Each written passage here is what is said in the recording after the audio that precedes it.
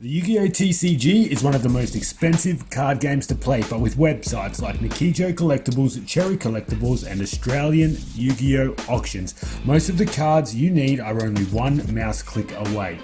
But what would happen if these sites just disappeared and we were left to source our cards only from sealed product? Rather than relying on these sites, we'd be relying on nothing more than the luck to pull the cards we need to complete our already bullshit expensive Yu-Gi-Oh! Decks.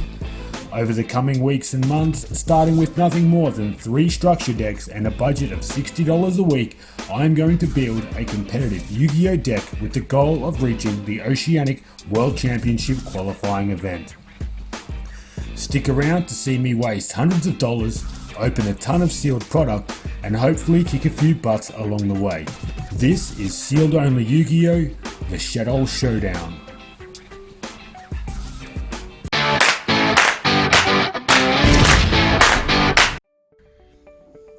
What's going on, guys? We are back. This is episode 12 and we are about to open up some more packs using our $60 budget.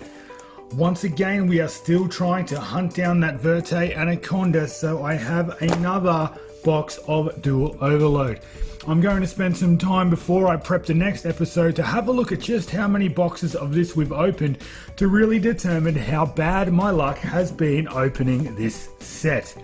Not only do we have our Duel Overload, but I have another 3 packets of Clash of Rebellions. We are still going to try and pull that Performance Trapeze Magician to give us another rank 4 option in our extra deck. Remembering we grabbed this Duel Overload for $45, $12 for these 3 booster packs, giving us this week's budget of $57, looking at another $3 to carry over. If my maths is right, we are sitting at about $31 in surplus, but let's not waste any more time. You guys have seen already what is in this set, so we're just going to rip it open. I want you to pause the video right now and tell me what you think the giant card at the back of the box is going to be. So pause for a few seconds and let's have a look. It is another tour guide from the Underworld. Awesome. Let's throw that to the side.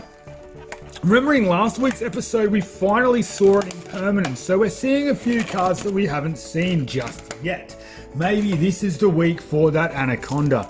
So we've got 6 packs of Duel Overload, 3 packs of Clash of Rebellion, and we are going to start with our Clash of Rebellion. Remember, we are only looking for a rare in this set. It is an XYZ monster by the name of Performance Trapeze Magician. So let's do our 3 to the front trick to leave a little bit of anticipation for the viewers at home. So we have some Melodious and some Deskbot support, a Damage Juggler, which we already have plenty of at the moment, as well as a Flame Eater. Well, we don't use this card. It's actually one of the shittest performance cards, so let's just forget it even exists. We have a Bird of Paradise and a Romage Kanaga. Our rare is an Ignite Champion, and do we have a holo? We do not. First pack of Duel Overload. We've got a Cubic Causality, a Vanity's Ruler, Swap Frog, Ferocious Flame Swordsman, and a Chaos Dragon Levianeer. I believe this is number 3 or number 4 of this card. While they are a good looking card, I don't think we can use that many of them. Let's go into our 5-headed Link Dragon pack. Put the good card, give it a rub for good luck. I wonder what it is. We're hoping for some blue. We have a Herald of Mirage Light. We have Quadzilla, the Phantasm Emperor Trilogog, Enmy's Judgment, Mystical Space Typhoon. I can see that we have a Link card. It is a Link 2, 1700 attack. It is a Extra Hero Infernal Deviser. Such a troll. I was so sure it was going to be our Verte Anaconda, but once again we have been trolled by the trading card gods. A second pack of Clash of Rebellion. I wonder if we're going to see an ultimate rare in this set. We've already seen in this box that we've already seen an ultimate rare from some Clash of Rebellion. I wonder if this will be another one of those. Remember when we ran Stilts Launcher in the deck? Boy oh boy, I need to learn to read my cards. Nothing too great just yet. Another Flame Eater. We have a Cosmo Town. Cosmos are such a great archetype.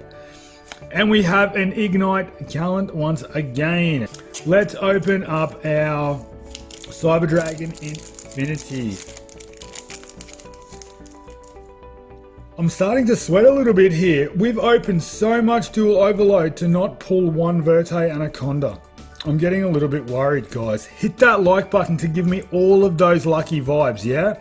So we have Ojama Emperor, Malefic Paradox Gear, Alien Shock Trooper M-Frame, Blackwing Zephyros the Elite, and do we have a link? No, it's a trap card. It is, oh, another Infinite Impermanence. Wow, I was not expecting that. Epic. I am so happy with those pulls right there. That is our second one for the series and our second one in 2 weeks. While it's not our Verte Anaconda, I cannot be disappointed with a pull like that. Wow, super great. Let's go to our Phantasme pack for another pack of Dual Overload.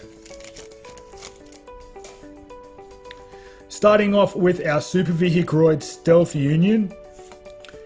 Dreadnought Dreadroid. If only we could find a link 10 in a booster, a rank 10 in a booster pack would make this effect much better for us. Double Evolution Pill. We haven't seen a lot of that card. Is this the last card in the pack? It's a spell card. It's a Cubic Dharma, and it looks like we've given it away. It's a Condemned Dark Lord. It is not. Again, it is not our Verte Anaconda. Alright, so we're looking okay with the impermanence there. Not much else, to be honest, though. We've got 2 packs of Dual Overload sitting right here, and we have our last pack of Clash of Rebellion. Let's crack into our Clash of Rebellion and see how we go. So we're starting with the Stilts Launcher, getting into a Silver Claw, Ferret Flames, Drummerilla, Ignite Squire, Opera the Melodious Diva, Rise Bell the Summoner. Let's have a look at our rare. Oh, it looks like it's an Exceed monster. Oh, it's a King Tell. Not the Exceed monster we were looking for. Let's crack into our... It is our Relinquished Enema. Here we go. We have a Golden Castle of Stromberg. We're off to a good start here. A Buster Whelp. Protector Whelp. Zombie World. Salamangreat Almirage. Now we need to see if it's blue. Let's have a quick look. It is blue. Oh my goodness. Here we go. Let's see what link it is. It's a link to The Pressure Is On. Let's have a quick it's another lib. Come on. We need to pull that Anaconda. Wow. I was hoping to not need to put in another order, but it looks like I'm going to have to. We are down to our last pack. It is our Halifibrax pack. Can we either pull another Phantasme, another Impermanence, a Verte Anaconda, or a Crystron Halifibrax? This would make it the best box so far. Endless Judgment, Reptilian Echidna, Magic Formula, Speedroid Hexasaur. So we're down to the last card. What have we got? It's a trap card. It's a Graveyard of Wandering Souls. Wow. Wow. We started off so well. We got a Chaos Dragon Levianeer. We've got an Infinite Impermanence that we can add to the deck. I'm not sure there's much else that we pulled this week to add in there, but we can have a look anyway. What's going on, guys? We are back with week 12's iteration of our sealed only Shaddoll deck. I hope you enjoy the changes that I've made to the deck. There have been quite a few, so let me know in the comments what you think about the changes and whether you think it was a good idea. Fingers crossed we will have a better run at locals this weekend. It doesn't take much to get better than 1 win out of 4 rounds. So let's get into the deck profile. Before we get into it, this is my guy Hulk. I hope you're Hulk smashing that like button. Let me know in the comments what you think of the profile. We're running 2 copies of Squamata. I have cut it down from 3. I did say a couple of weeks ago that I wanted to try and trim up our Shaddoll engine a little bit, and I've managed to do that by running 2 Squamatas. We're running 2 Wendi as well, that hasn't changed. The 2 Ariel, the 2 Hedgehog, and 1 Beast and 1 Dragon. That is our Shaddoll engine, so we'll put that to the side. We are still running the 1 Chaos Dragon Levianeer. This card is becoming more and more clutch every single week. I'm able to get it onto the field relatively easy now that I have a full contingent of clown cards. So I'm really excited about what this card is going to be able to do for us in the future. Alongside this, I'm running the 1 Armageddon Knight to start our graveyard shenanigans, as well as a Mathematician. I really like the Dark Target in Armageddon Knight over the extra Mathematician because of the Chaos Dragon Levianeer. We're still running our 1 Wizard Buster Destruction Sword to turn off the graveyard effects for our opponent. That's going to help us out. There goes our dark lineup there. Mathematician's not dark, but you know what I mean. Now our Clown engine, 2 Damage Juggler, 1 Trick Clown, and 1 Hat Tricker. That's it for our monsters, guys. The monster count is getting smaller and smaller every single week. We're running 3 Shaddoll Fusions, 3 Naelshaddoll Fusions, 3 Super Polymerizations. We're running 2 Mystical Space Typhoons and 1 copy of Foolish Burial. As you can see, I've taken the deck lockdowns out of the deck. They are shit. We weren't getting the Blackwing Zephyros, the Elite play off often enough to really make it worth our while. So we have cut those out for a little bit of back row removal. And of course, the Foolish Burial to start some graveyard shenanigans along with Armageddon Knight and Mathematician. Trap lineup, Reeshaddoll Incarnation times 2. We are running both copies of Infinite Impermanence after we pulled the second one this week, alongside 2 Necrofusion that we still need to swap out for Shaddoll Rook when it comes out in the next core set. Our one-offs are Paleozoic Dynamiscus, Shaddoll Core, Solemn Strike, and a single copy of Compulsory Evacuation Device. Yes, we've got our trap count up to 10 in our 40 card deck to give us a few more first turn options. But after having a few discussions with some mates at locals over the last couple of weeks, I think I've decided I'm going to make this a blind going second Shaddoll deck, meaning that we'll be able to cut down some of these trap cards, rely on some of our side deck cards for the turn 2 boards that we need to clear. But let's get into the extra deck, because I'm sure that's what you want to see. 3 copies of Naelshaddoll Construct. Naelshaddoll Wendi is probably the MVP.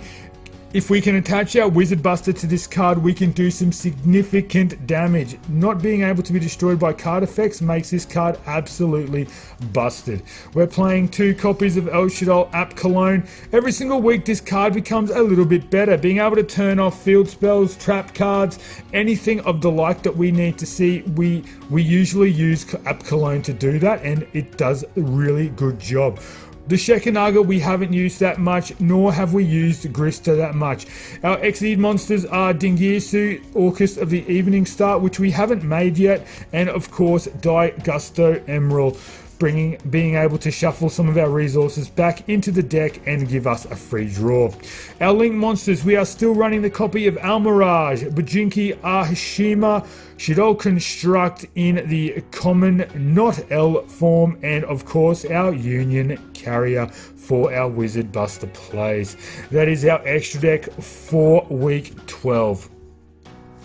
Let me know in the comments, do you think I should be looking for any particular cards? You guys know I'm in the hunt for a Traptrix Rafflesia because we do have the Gravedigger's Trap Hole just sitting in our binder. Let's get stuck into the side deck and round out the deck profile for week 12. We've got our 2 copies of Phantasme and our 1 copy of Saravis.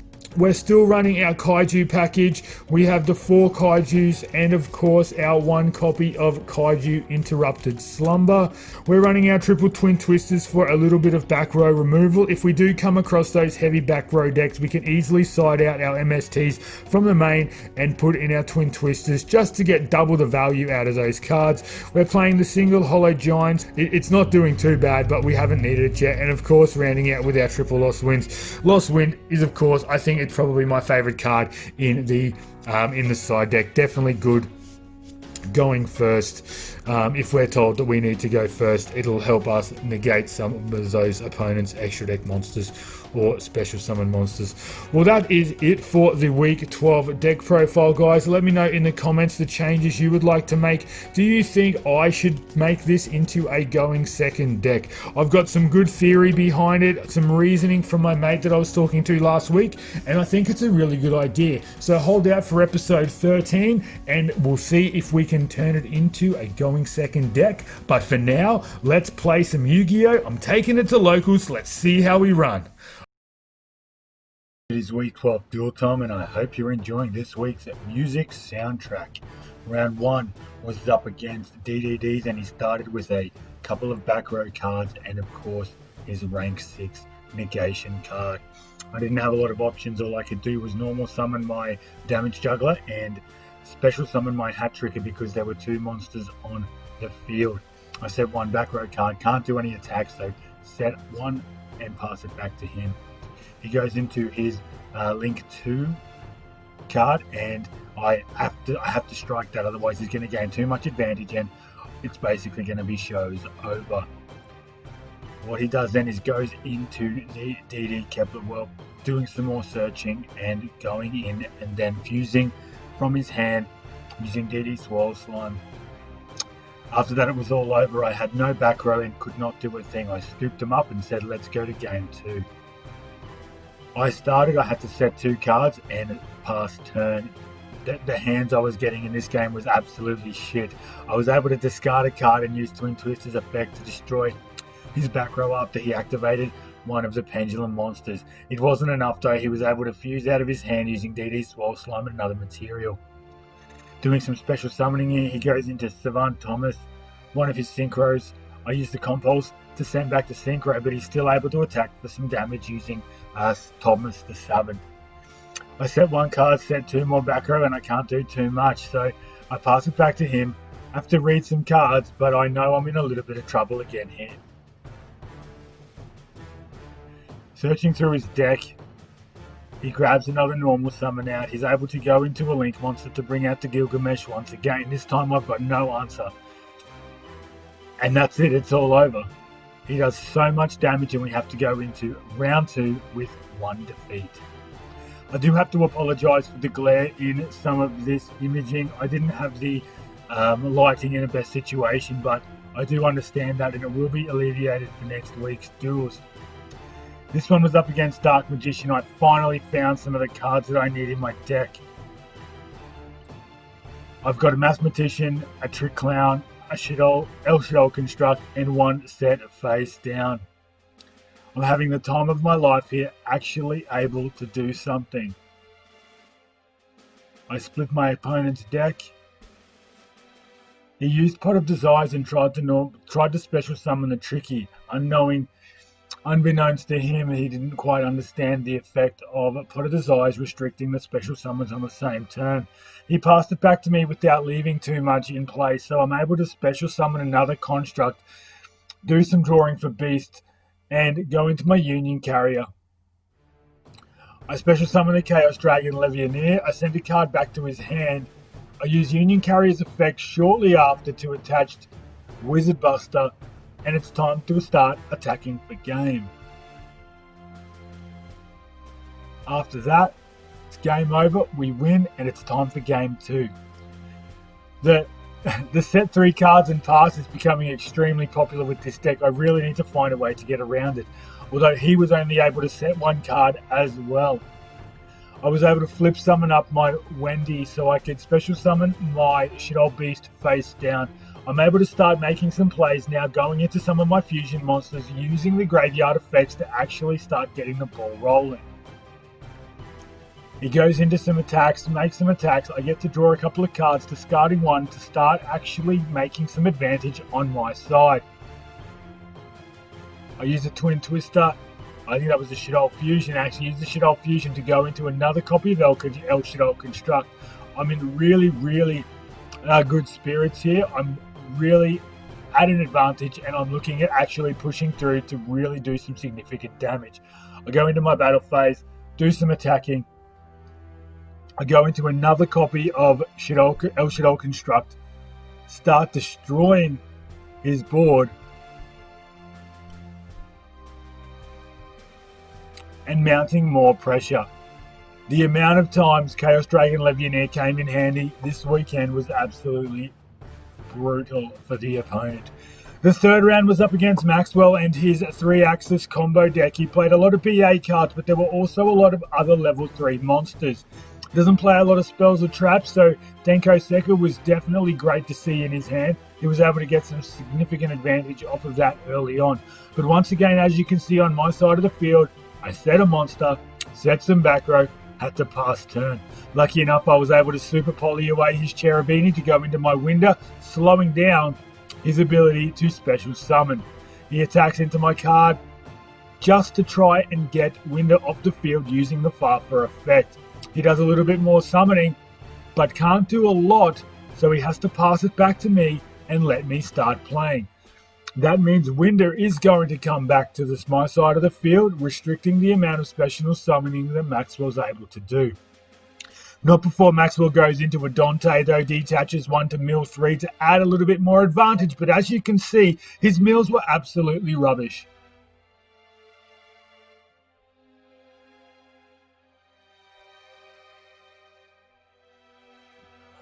Going into Infinite Impermanence there, I was able to negate the effect of his Unicorn.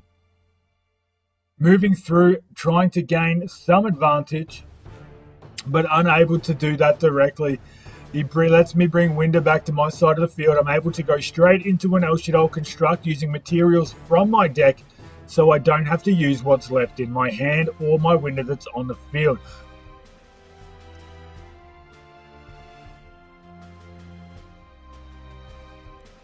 I destroy the Nightmare Unicorn. I attack over with Winder to do some damage, leaving Maxwell not a lot of options except to set 1 card in his monster zone and pass it back to me. Almost feeling like I've got this game stitched up in the bag, I attack through his face down card, which special summons back his Dante. I attack through the Dante, leaving him with an open board. Maxwell's doing some calculations there, thinking that he might have an option to do it, but he hasn't got the resources that he needs. He gets Block Dragon onto the field. He's able to attack through my Winder, but after that, there's not a lot more he's able to do. I bring back, with Winder's effect, my Shaddoll Fusion, but luckily for me, I have another face down card. I'm able to use his Tour Guide from the Underworld and one of my cards to go into another copy of Naelshaddoll Wendi.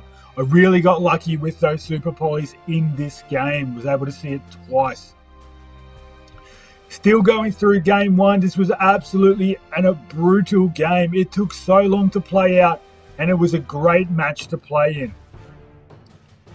Shuffling through each other's decks, getting low on resources. You can see my graveyards mounting up and getting quite large. I grabbed my Shaddoll core back because the window was destroyed by Block Dragon. Maxwell used Nightmare Cerberus to attack into my Shaddoll construct, and now I'm the one with the empty board. Maxwell doesn't have to do too much damage here to get some advantage. He goes into a Naturia Beast, which is significantly going to hamper my efforts here.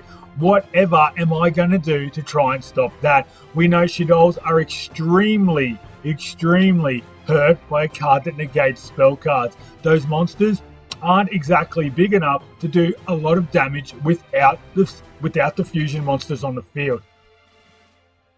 All I can do there is Solemn Strike one of those monster effects. I'm able to get a Reeshaddoll Incarnation from Shaddoll Hedgehog's effect, and I'm still staring down the barrel of a loss here. What am I going to do? And there it is again. Chaos Dragon Levianeer, 2 lights, two darks, 1 light to destroy up to 2 cards on the field. Because the Nightmare Cerberus is still on the field, I'm able to Shaddoll Fusion from my deck and get a Naelshaddoll Construct on the field and go absolutely bonkers here. Maxwell is getting low on life points. I'm able to banish my Damage Juggler to grab some more advantage, normal summon that Trick Clown, and eventually swing in for game. Maxwell starts out game 2. He is playing combo and does want to get that huge advantage off in the first turn. He's aware at this stage that I'm not running any hand traps to do any sort of disruption. He knows I've got a couple of copies of Infinite Impermanence, and he's just having to hope that I didn't draw them in my opening hand. He's got a pretty good turn here. The face-up Cherubini and Edgim Sabers, and of course the Dante. And again, I set 2 cards, I set a monster, and I pass it back to him. He's able to do some banishing, go absolutely nuts, and destroy me in the second game without actually needing to put any damage on board. My first turn Winder hopefully will be enough here. I summon Winder, set a monster, and I'm able to then set 1 back row, and hopefully Maxwell can't get through it. Beast flips face up to draw me 2 cards.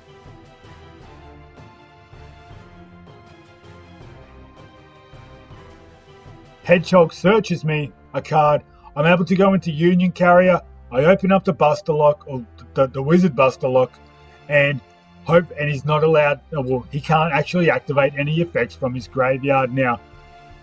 The Winder is at 3200. He swings into the Union Carrier, destroying that, but he still has no way to get over the Winder.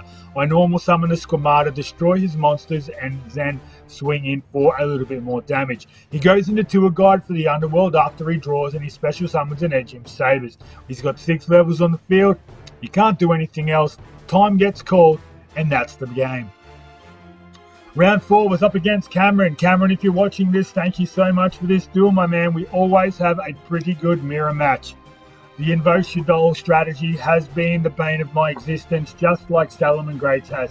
Luckily, for the last couple of weeks, we haven't come up against too much Salamangreats, but this is the second week in a row we've come up against Cameron and the Invoke Shaddoll deck. Cameron's able to put an Apcalone on board and an Almirage there to do some protection with a 1-set face-down card. I've got a Mathematician normal summon sending for a couple of effects. I want to try and limit the amount of cards in his graveyard, so I send an Ariel to make sure that I can do some banishing with what he's got. I'm a little bit concerned about what that back row might be. Whenever you're playing a Shaddoll deck, you really need to watch out for super polymerization, especially when there's a Shaddoll monster on the field. The Magical Meltdown comes down. He searches out his Alistar. He sends the Alistar to the graveyard using Twin Twister, but I'm able to chain both cards. He then super polys using 2 of his monsters to go into a Winder. I banish Winder using the Dynamiscus. Because I get to send, not for cost, Wendi special summons a monster to my side of the field. I've got an Apcalone on board now. I've got the Union Carrier on board, and I'm about to Wizard Buster Cameron as well. This Union Carrier card is a pretty good card, and it is such good utility. I'm really looking forward to when we're actually able to pick up a copy of Buster Dragon to actually turn off the opponent's extra deck as well. In a matchup like this one, shutting off the extra deck for a Shaddoll player is pivotal. Like I was saying in the 3rd round commentary, not being able to get those fusion monsters on board usually means the start of demise for that Shaddoll player. Not to mention the power of those invoked extra deck monsters. It's really something you have to take into consideration when putting your deck together. As you can see, I've got a pretty good board here. Cameron makes that Purgatrio and he does some direct damage because it does swing for piercing, and he is able to then attack a couple of times into my bigger monsters. He remembers not to attack into the Shaddoll construct because Purgatrio would be banished, or would be destroyed. As soon as Cameron saw me flip that Super Poly, he knew it was game over. He passed it over, he scooped them up, and we go into game 2. Once again, set a monster. This Shaddoll deck is really giving me the shits this week. Opening hands are absolutely bullshit. Cameron's making a pretty good first turn of his own though. He's able to go into the Macabre and the Purgatrio, and he's going to swing in for some significant damage. I'm able to use Shaddoll Fusion using materials from my deck because he controls a couple of extra deck monsters. I go into a copy of Shaddoll Construct, bringing back my Trick Clown, using some of those graveyard resources there to really try and help me do some, to be able to get some advantage. I see the super polymerization once again, using his Macabre and one of my Shaddoll monsters to be able to bring out another copy of Naelshaddoll Construct. Looking back at this, I probably should have won this turn. For some reason, I went into Bajinki Ahashima, going into the Daigusto Emerald. Probably should have been a little bit more careful with what was going on. Getting a better rank 4 in my deck really needs to be a priority very soon. As soon as that Anaconda is in our deck, we are going to start hunting down things for the rest of the extra deck. We have that Gravedigger's Trap Hole sitting in our binder, so maybe we need to try and pull some more Bosch special editions to grab that copy of Rafflesia. It's a pretty good card, shutting off Ash Blossoms and stuff like that. We know how much Ash destroys this deck. Game 2 wrapped up. Cameron took that one, was able to clear my board and absolutely obliterate the shit out of my life points. Cameron started that one. I wanted to go second just to see how it would go. He sets a couple of back row, lets me go into it, but once again, I see the super polymerization and I'm able to do something. No, I'm not. He actually destroyed the super polymerization with the Twin Twister. My mistake. He did, in fact, Ash my Shaddoll Fusion, so I couldn't do anything in that regard. I've got two monsters face up on the board. There's not a lot I can do here. I go into my own copy of Al Mirage just to try and do something and protect my cards a little bit, but I know that it's going to be hard work from here. If you don't get that first turn playoff when you're playing Shaddolls, it's really hard to mount a comeback if you don't have enough resources in your hand. Having to fuse with materials from your hand does make it difficult, and it is something that we may have to address in the future. I go into Shaddoll Construct here, just trying to get some cards in my graveyard to use their effects.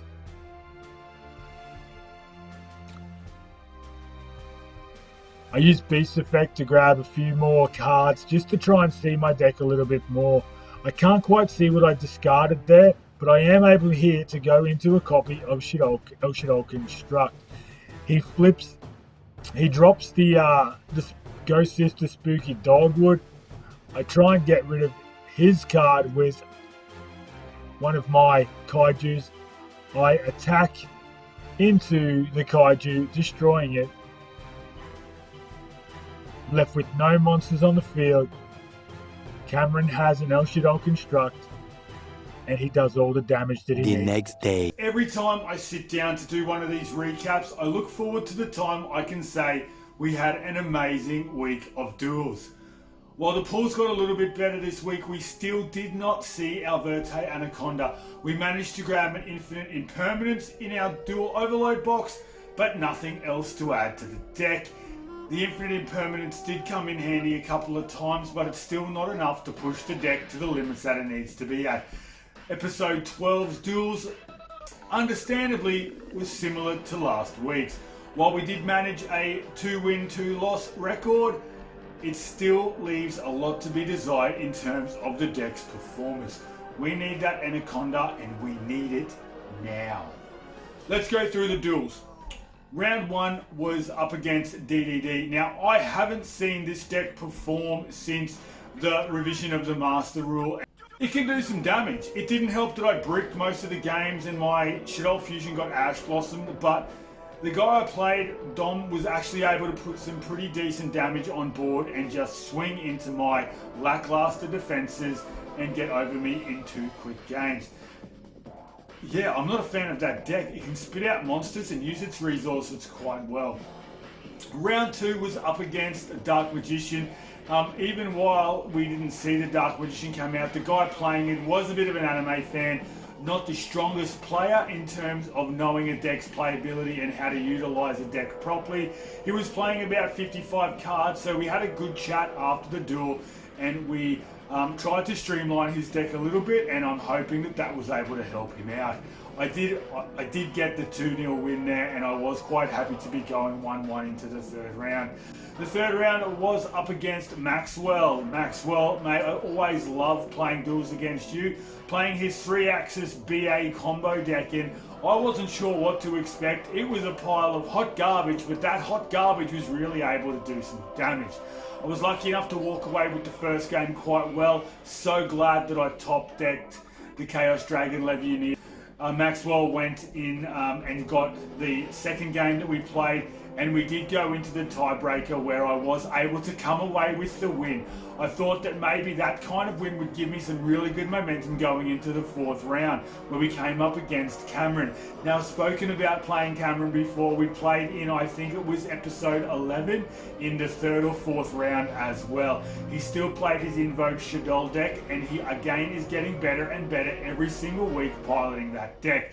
This time, he was able to out-resource me, use Super Poly with two of my monsters this time, and absolutely devastate my field. He was able to do some damage where I couldn't, and even though I was able to take the first game, he managed to come away with games 2 and 3 and beat me once again. Moving forward, next week we are going after some more dual overload. I've checked my cupboard of sealed product and we have one more box. If we have no Anaconda in that box, I don't know where I'm going to find any more dual overload from. Fingers crossed there's an Anaconda in that final box so I don't have to go and buy any more. After that, maybe we'll set our sights on some Megatins and we'll see where we can go from there. But I want to say a big thank you to not only the players as well at my locals, but also to the OTS organizer Sean at the Dark Magician. He likes to give me priority seating so I don't have to move the camera and the tripod around during the event, and he does give me a really good spot to sit at the front. So if you're watching this, Sean, I want to say a huge thank you to you and Cassie at the Dark Magician in Ipswich. So thank you so much. Everyone that's coming up against me in these duels, thank you for getting behind the video ideas and allowing me to film. You do have, you don't know how much it means to me, and I do feel really lucky to be in such a really positive Yu-Gi-Oh community. So thanks a lot for that. And finally, thank you so much to everyone out there watching it. I know we are only 12 episodes deep into this series and it is going to be a long one. I hope you've subscribed to the channel to make sure you're in it for the long haul, because we are going into overtime with this challenge, and I know that we are going to make the fucking best Shaddoll deck we can possibly make. We have some amazing product openings to come in the future. We have some awesome theory behind our going second Shaddoll deck, so why wouldn't you be sticking around? Subscribe to the channel, leave a comment down below with your thoughts about this week's episode, and of course, make sure the bell notifications is turned on so you're the first person to know when the next episode is getting released.